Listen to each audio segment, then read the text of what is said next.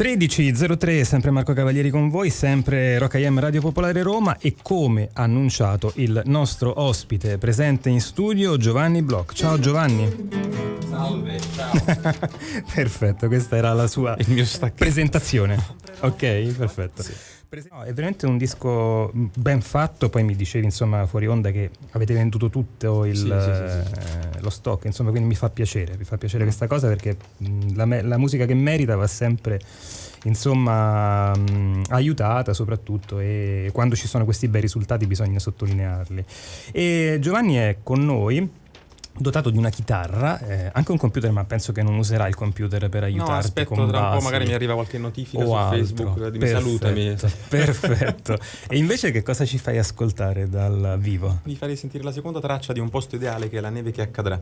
La neve che accadrà, Giovanni Bloch, Rock AM, Radio Popolare Roma. Buon ascolto.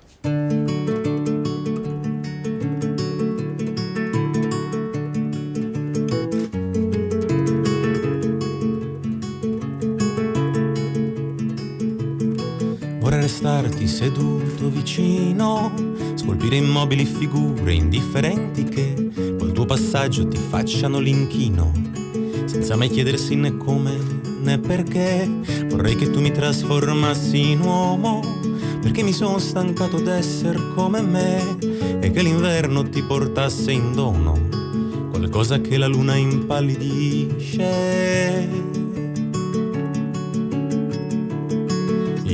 Impallidisce.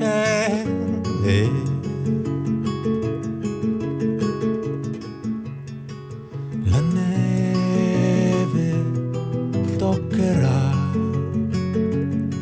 le tue dolenti note e ti carezzerà le tue armoniose gote,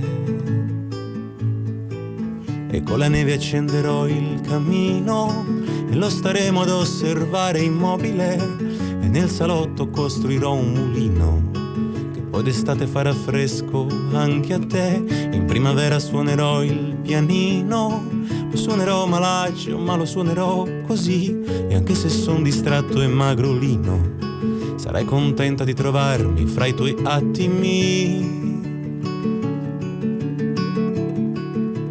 fra i tuoi attimi. La neve porterà a te, che sei il mio amore, lo stesso bianco che non tocca le persone, ma a te ti toccherà e ti farà capire perché quello che cade può sempre risalire.